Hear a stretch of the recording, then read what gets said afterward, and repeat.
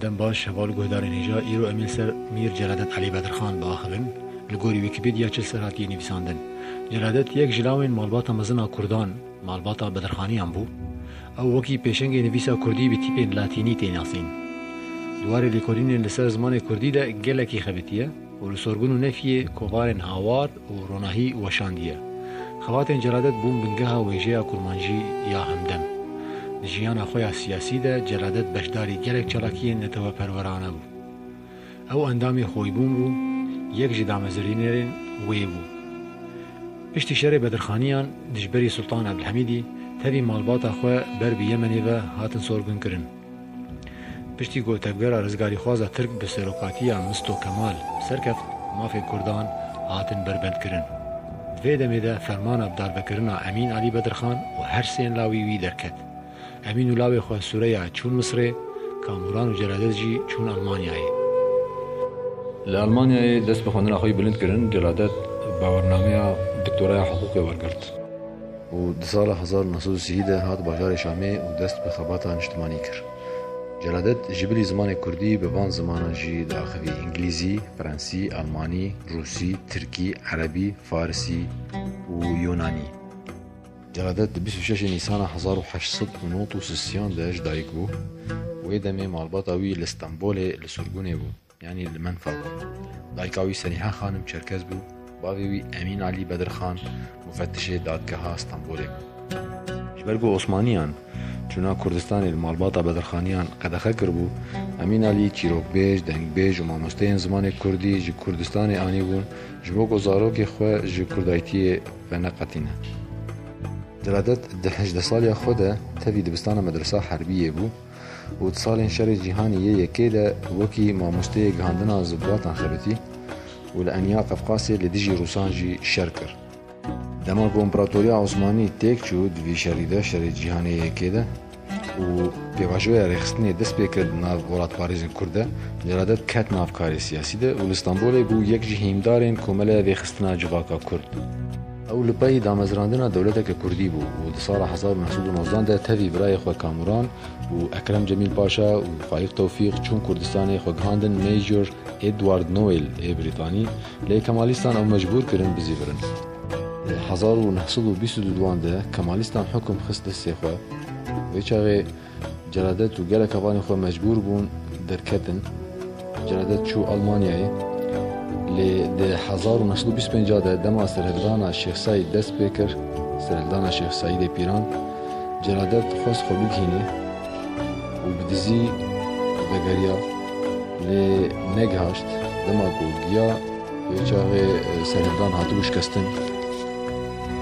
پشتر جلادت هات قاهره مصره باوی وی لسر دوشک مرنه بو پشتی مرنا باوی وی بر خدا بیروت و لویده که بجی بو ویده میده گلک روشنبیرین کرد لبیروت جویابون وکی دکتر نوری درسمی، قدری جان، دکتر نوردین زازا، ممدوح سلیم وانلی، حمزه بیگ موکسی و اکرم و قدری جمیل پاشا و سرکین هریمی وکی حاجو آغا، امین پریخانه، مصطفى شاهین بگی برازی.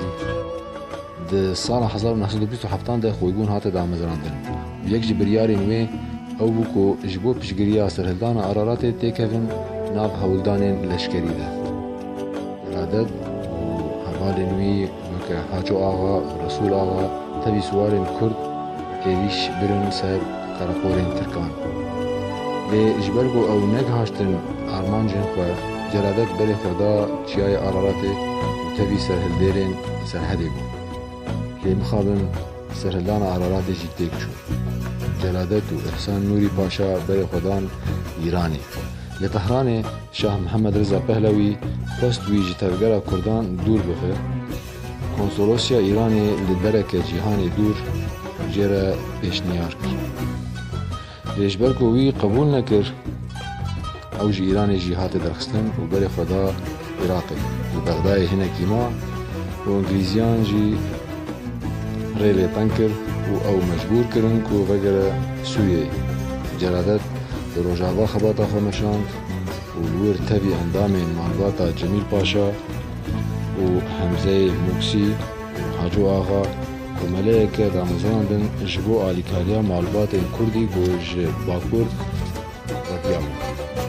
Duê demê de Sûriyeyê di bin dagirkeriya Fransî de bû û ji ber gotekiriyên Fransiya bi Kemalîstan re baş bûn, ji ber zexta Tirkan Fransiya celadet û gelek hevalên wî gelek rewşenbîrên Kurd bi zorê li Şamê dicê kirin. Rojên sirgoniya Şamê de celadet dest bi karê zimanzanî û çêkirina alfabeya Kurdî kir. û di 1930 de dewleta Fransî hişt ku kovarekê derxe. 12 Gulana 1932 hejmarayekê ji kovara hewarê celadet gihand xwendevanan. Celadet dixwast ku alfabeya Kurdî bi tîpên latînî li seranserî Kurdistanê belav bibe. Di heman salê de pirtûka xwe ya bi navê Rêzmana Alfabeya Kurdî çap kir. Celadet li Şamê di rewşekê ne baş de dijiya. Kemalîstan dest danîbû ser hemû mal û milkên malbatê. Ji ber wê yekê mecbûr bû ku mamostetiya zimanê Fransî bike û parêzeriyê jî bike. Li kolana Salihiyê di odeyekê de dima. Ew ode navenda hewarê bû, mêvanxane û cihê razana wî bû. Di 1935 de bi dotmama xwe re Rewşen Xanim zewicî. Rewşen Xanimê wê demê mamostetî dikir. Ji vê zewacê sê zarokê li wan çêbûn, kurek bi navê Cimşîd û keçek bi navê Sînem Xan û kurek din bi navê Safter di yeksaliya xwe de mir. Keçeka Rewşen jî ji mêrê wê yekê hebû bi navê Huseyma, ew jî li cem wan dima. Cimşîd li Almanyayê doktorî xwend û di sala 1999 de çû ber dilobaniya Xwedê. Zarokên Cimşîd jî kurek bi navê Kurd heye, doktorî qedandiye û li wir karê xwe didomîne û keçek bi navê Evîn, ew çalakvanek civakî ye, her du jî li Almanyayê dijîn. Sînem Xan jî li Hewlêrê dimîne li cem nivîskar û endezyarê niftê Salah Sadallah.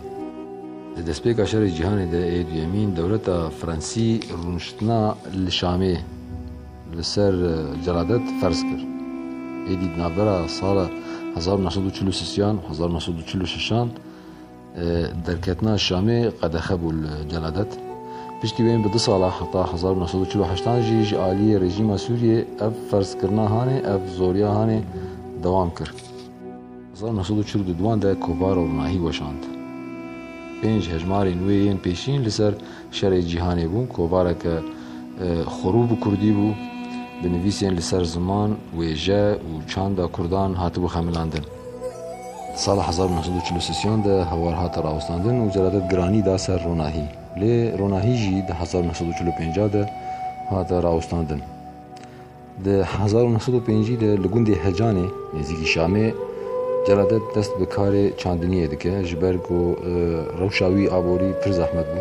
Her çiqas hevalên wî dewlemend hebûn dixwastin alîkariyê bidin lê wîna ticarî qebûl nedkir. Di sala 1905 de Mîr Celadet Alî Bedirxan çû ser dilovaniya Xwedê û li goristana Mevlana Xalidî Nexşebendî de hate veşartin li ger bapîrê xwe Mîr Bedirxanî.